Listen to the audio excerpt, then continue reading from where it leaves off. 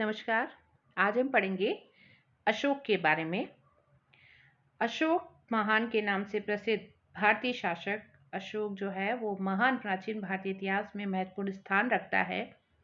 अशोक की कलिंग युद्ध के बाद बदली युद्ध नीति से धम्म नीति और मानवता के हित में किए गए मानव कल्याण के कार्य इतिहास में एक अलग ही मिसाल पेश करते हैं। अशोक की नीतियों का लेखा जोखा उनके ही शिलालेखों में सुरक्षित है। 273 ईसा पूर्व से 236 ईसा पूर्व में इतिहास में अपना एक अलग स्थान दर्ज कराने वाले शासक अशोक महान जो थे वो बिंदुसार के पुत्र थे। बिंदुसार की मृत्यु के बाद अशोक मौर्य सम्राट बना और अशोक के बारे में जो हमें जानकारी मिलती है वो बौद्ध ग्रंथों दीपवंश, दिव्यावदान, महावंश और महाबोधि वंश से मिलती है। अशोक अपने युवराज काल में तक्षशिला और उज्जैनी का गवर्नर था। दीपवंश में अशोक को उज्जैनी करमौली कहा गया है।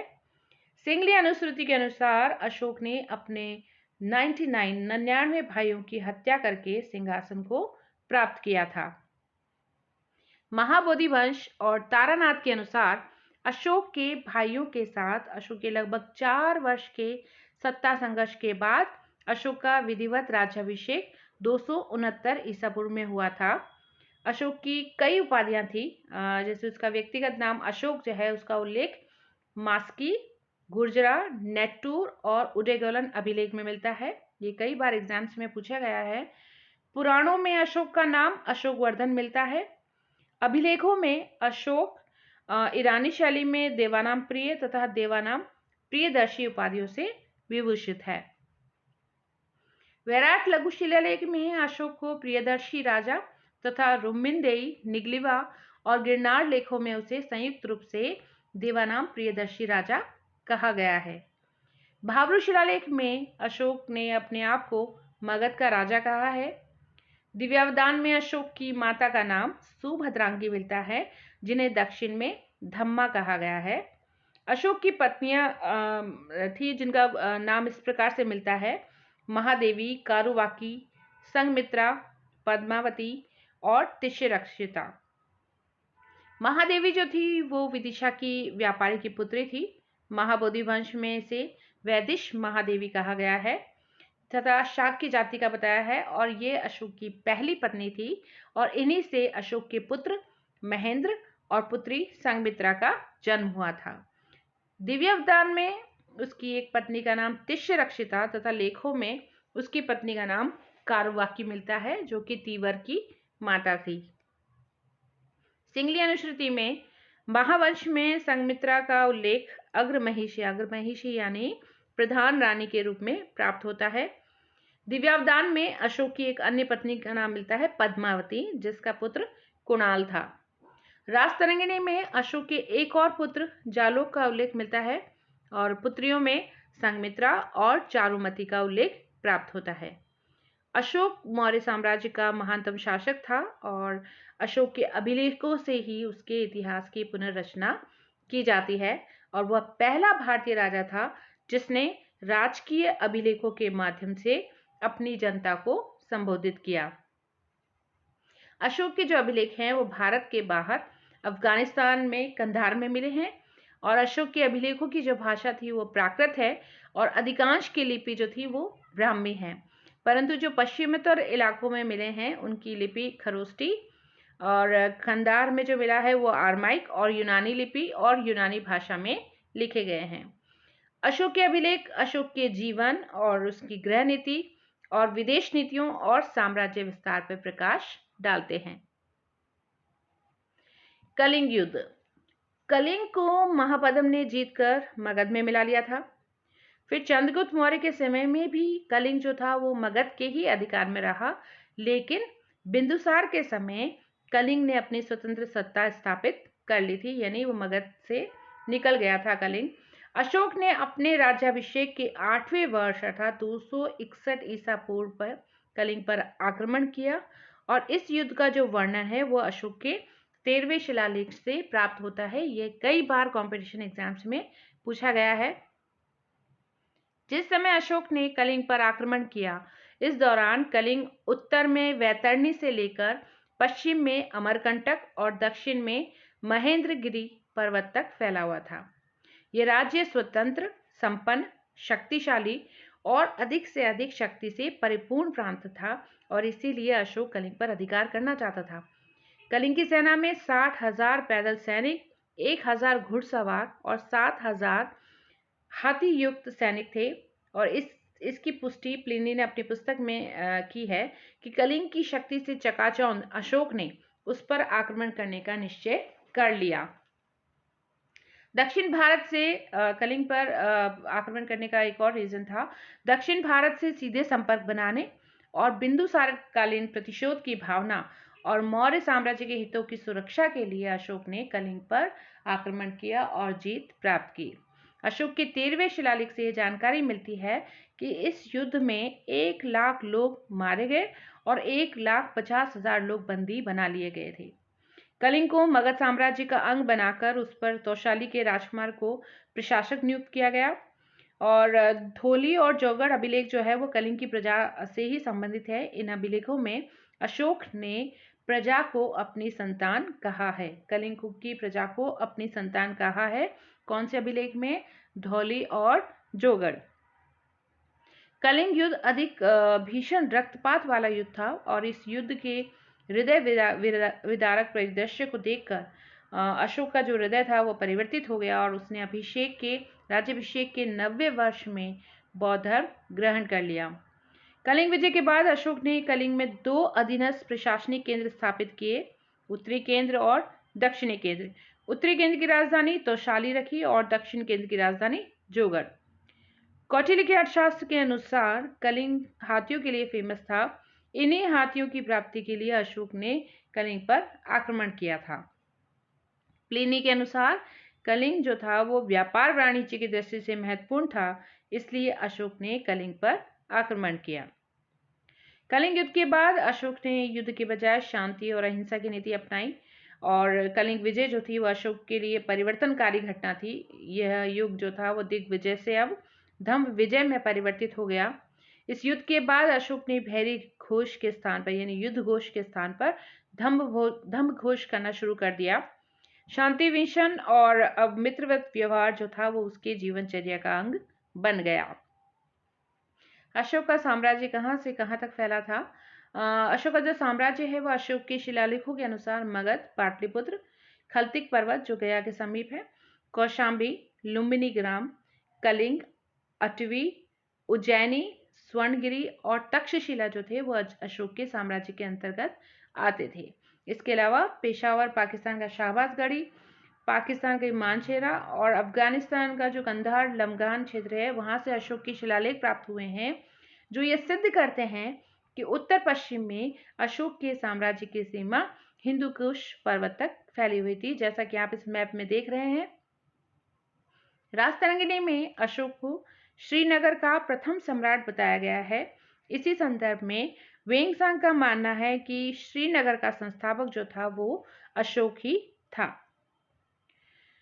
नेपाल और देहरादून का तराई क्षेत्र ये रामपुरवा, लोरिया नंदनगढ़ और लोरिया अरराज स्तंभलेख से पता चलता है।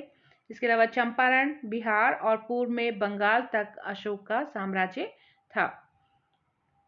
उड़ीसा और गंजाम से लेकर पश्चिम में सौराष्ट्र, महाराष्ट्र तक अशोक का साम्राज्य फैला हुआ था और अशोक के अभिलेखों के आधार पर यह स्पष्ट होता है कि सुदूर दक्षिण और आसाम के अतिरिक्त संपूर्ण भारतवर्ष, दक्षिण वाला हिस्सा सुदूर दक्षिण और आसाम के अलावा संपूर्ण भारतवर्ष अशोक के अधिकार क्षेत्र में आता था। जैसा कि आप मैप में देख रहे हैं ये मगध राज्य है और उसके बाद नंद वंश के समय मगध का विस्तार हुआ। सेकंड वाले मैप में, थर्ड वाले मैप में आप देख रहे हैं मौर्य साम्राज्य का मगध में उदय हो गया है और उसका साम्राज्य विस्तार देख रहे हैं। चौथे में आप देख रहे हैं चंद्रगुप्त मौर्य के द्वारा जो साम्राज्य विस्तार किया गया है। पांचवें में बिंदुसार के द्वारा साम्राज्य विस्तार किया गया है और छठे में अशोक का साम्राज्य विस्तार देख रहे हैं। जो एरिया बिंदुसार के समय नहीं अधीन किए गए थे वो अशोक ने अपने साम्राज्य में अपने शासनकाल में मिला लिए। इसमें आसाम और सुदूर दक्षिण का क्षेत्र छोड़कर संपूर्ण भारत पर अशोक का अधिकार इस मैप में दिख रहा है। बौद्ध धर्म के प्रचारक के रूप में अशोक जो है सिंगली अनुश्रुति दीपवंश और महावंश के अनुसार अशोक को निग्रोध नामक बौद्ध भिक्षु ने बौद्ध धर्म में दीक्षित किया था, और दिव्यावदान के अनुसार अशोक को उपगुप्त ने बौद्ध धर्म में दीक्षित किया था। ये कई बार कॉम्पिटिशन एग्जाम्स में पूछे गए हैं। चंद्रगुप्त मौर्य तथा बिंदुसार दोनों ही बौद्ध धर्म के अनुयायी नहीं थे, इसलिए राजाश्रय के अभाव में बौद्ध धर्म की प्रगति जो थी वो अवरुद्ध हो गई थी और वह भारत तक ही सीमित था। अशोक का राज्याश्रय पाकर बौद्ध धर्म बहुत तेजी से न केवल संपूर्ण भारत में अपितु भारत के बाहर भी फैलता गया। एक शासक के रूप में उदार और सहिष्णु विचारधारा रखते हुए भी अशोक ने तन मन धन से बौद्ध धर्म की उन्नति में विशेष रुचि ली और उसके प्रचार प्रसार के लिए उसने बहुत महत्वपूर्ण कार्य किए, जो इस तरीके से हैं। पहला काम किया धम्म यात्रा। अशोक ने अपने राज्याभिषेक के 10वें वर्ष बाद बिहार यात्रा के स्थान पर अब धम्म यात्रा करना शुरू कर दिया। बौद्ध अनुश्रुति के अनुसार उसने उपगुप्त के साथ बौद्ध तीर्थों की यात्रा की। अशोक के अभिलेखों से भी ये पता चलता है कि अशोक ने महात्मा बुद्ध के जीवन से संबंधित महत्वपूर्ण स्थानों जैसे संबोधि, गया, लुम्बिनी, कपिलवस्तु, श्रावस्ती, कुशीनगर आदि की यात्राएं की थी। 8वें शिलालेख के अनुसार इन धम्म यात्राओं की 3 प्रमुख विशेषताएं थी। पहला, ब्राह्मणों और श्रमणों के दर्शन करना और उन्हें दान देना। दूसरा, स्थविरों के दर्शन करना और उन्हें स्वर्ण देना। और तीसरा था जनपदों के मनुष्यों के दर्शन करना और उनके साथ धर्म वार्ता करना और उनके प्रश्नों के उत्तर देना। अर्थात अशोक ने प्रत्यक्ष रूप से जनता की भावनाओं को बौद्ध धर्म के अनुकूल बनाने का प्रयास किया होगा। सैनिक विजयों का परित्याग कर दिया अशोक ने। अशोक के 4थे शिलालेख से जानकारी मिलती है कि कलिंग युद्ध के बाद अशोक ने युद्ध विजय के स्थान पर धम्म विजय को अपनाया और अशोक की सैनिक विजयों के परित्याग की नीति ने बौद्ध धर्म के प्रसार में स्वाभाविक रूप से योगदान किया। अशोक का जीवन। अशोक ने अपनी जनता का मार्गदर्शन करने के लिए विशाल साम्राज्य की अतुल समृद्धि का परित्याग करके एक भिक्षु जैसा जीवन व्यतीत करना शुरू किया। यज्ञों और भोजन में पशुओं का वध बंद करवा दिया। अब केवल 2 मोर और 1 हिरण ही मारे जाने का आदेश हुआ और कालांतर में यानी आगे चलकर इन्हें भी नहीं मारे जाने का निर्देश दिया गया। अशोक के इस आचरण से जनता ने भी प्रेरणा ली और बहुत से लोग बौद्ध धर्म की ओर आकर्षित होने लगे। दिव्य रूपों का प्रदर्शन। 4थे शिलालेख के अनुसार अशोक ने मनुष्यों को विमान दर्शन, हस्ती दर्शन, अग्नि, स्कंद आदि दिव्य रूपों का दर्शन कराया। इन दिव्य झांकियों को देखकर निश्चय ही लोगों के मन में स्वर्ग प्राप्ति की इच्छा उत्पन्न हुई और इसके लिए उन्होंने बौद्ध धर्म का अनुसरण करना शुरू कर दिया। इससे बौद्ध धर्म का प्रचार प्रसार भी बढ़ा। धर्मानुशासन। अशोक ने अपने धर्म की लोगों को जानकारी देने के लिए उसे प्रकाशित करवाया ताकि लोगों को प्रामाणिक जानकारी मिल सके और साथ ही उसने अपने पदाधिकारियों को आदेश दिया कि वे धर्म का प्रचार प्रसार करें। 4थे शिलालेख के अनुसार उसने राजकों, प्रादेशिकों और युक्तों, ये सब जो अधिकारी वर्ग थे, इनको आदेश दिया कि वो हर 5वें वर्ष में राज्य में दौरा करें और अपने दैनिक कार्य के अलावा लोगों को धम्म अनुशासन का ज्ञान भी दिया करें। धम्म महामात्रों की नियुक्ति। अशोक ने अपने धम्म प्रचार के लिए धम्म महामात्रों की भी नियुक्ति की। 5वें शिलालेख के अनुसार अशोक ने इनकी नियुक्ति राज्याभिषेक के 13वें वर्ष में की थी।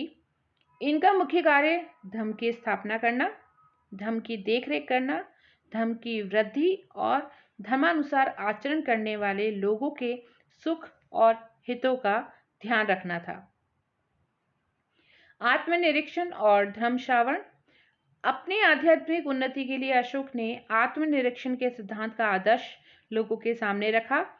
अशोक का मानना था कि लोगों को अपनी स्वयं की आत्मा की परीक्षा तथा आत्मनिरीक्षण करते रहना चाहिए, जिससे उन्हें दैनिक बुरे कर्मों से दूर रहने की प्रेरणा मिलती रहे। 7वें स्तंभ लेख के अनुसार अशोक स्वयं भी समय समय पर जनता को धम्म संदेश देता रहता था। ये धर्म श्रावण के नाम से पुकारे जाते थे और इनके प्रभाव से बहुत से लोगों ने बौद्ध धर्म को ग्रहण किया। हिंसा निषेध कहा। अशोक ने बौद्ध धर्म स्वीकार करने के बाद अब अहिंसा ही जो था वो अशोक के धर्म का मूल मंत्र बन गया। अशोक ने अपनी पाकशाला में तथा राजकीय यज्ञ में पशुवध बंद कर दिया। 5वें स्तंभ के अनुसार उसने पशु पक्षियों की हत्या को दंडनीय घोषित कर दिया और ये घोषणा उसके अभिषेक के 26वें वर्ष में की गई। अशोक ने कुछ परोपकारिता के भी कार्य किए। 7वें स्तंभ के अनुसार अशोक ने पशुओं तथा मनुष्य के लिए छायादार वृक्ष लगवाए, विशेषकर आम के पेड़ लगवाए, और हर 2 मील पर अशोक ने कुआं खुदवाया और बहुत सी धर्मशालाएं बनवाई तथा जलशालाएं भी स्थापित की। अशोक द्वारा किए गए जन कल्याणकारी कार्यों ने लोगों के मन में बौद्ध धर्म के प्रति रुचि को बढ़ाया होगा। धार्मिक अभिलेख। अशोक ने अपने धर्म प्रचार के लिए चट्टानों, पत्थर के स्तंभों, गुफाओं के बाहर धर्म के सिद्धांतों और उद्देश्यों को खुदवाया, जिससे कि जनसाधारण को धार्मिक सिद्धांतों की जानकारी प्राप्त हो सके। धार्मिक अभिलेखों को स्थापित करने का एक कारण यह भी था कि चिरकाल तक जनता की स्मृति में धर्म का एहसास बना रहे और उससे वे प्रेरणा ग्रहण करते रहे। अशोक के इन कार्यों से बौद्ध धर्म का व्यापक प्रचार प्रसार हुआ। अशोक ने पाली भाषा का प्रयोग किया। उस समय जनसाधारण की भाषा पाली थी, इसलिए उसने अपने अभिलेखों और बौद्ध ग्रंथों की रचना इसी भाषा में करवाई ताकि जनसाधारण बौद्ध धर्म के सिद्धांतों को समझ सके और उनका पालन कर सके। तृतीय बौद्ध संगति का आयोजन अशोक के समय हुआ।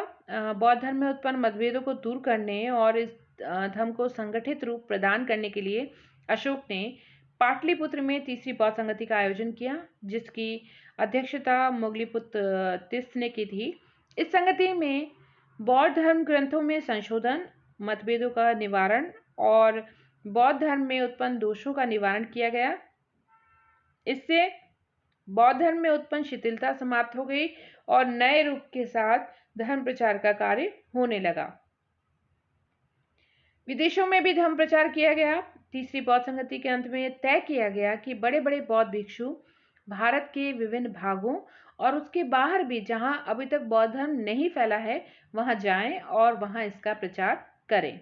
विदेशों और भारत के विभिन्न भागों में बौद्ध धर्म के प्रचार कार्य की पुष्टि साहित्यिक और अभिलेखीय प्रमाणों से भी होती है कि विदेशों में भी धर्म का प्रचार अशोक के द्वारा किया गया।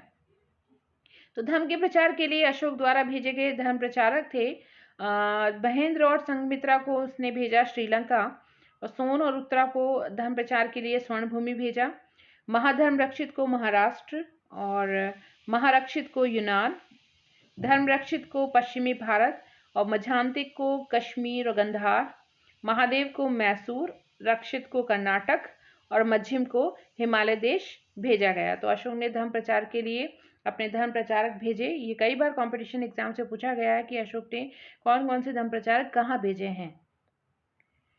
अशोक के दूसरे, 5वें और 13वें शिलालेखों और सांची स्तूप के लेखों से भी बौद्ध धर्म के प्रचारकों पर प्रकाश पड़ता है। और अशोक ने विदेशों में धर्म प्रचार के साथ साथ जनहित के भी कार्य किए। वहाँ भी उसने परोपकारी संस्थाएं, चिकित्सा आदि खुलवाए और उसके इन प्रयासों से बौद्ध धर्म तो फैला ही, साथ ही भारतीय संस्कृति का भी विदेशों में प्रचार प्रसार हुआ। अशोक ने अपने इन सभी कार्यों से बौद्ध धर्म के विकास में योगदान दिया तथा इसे अंतर्राष्ट्रीय धर्म बना दिया। तो आज के लिए इतना ही। Thank you.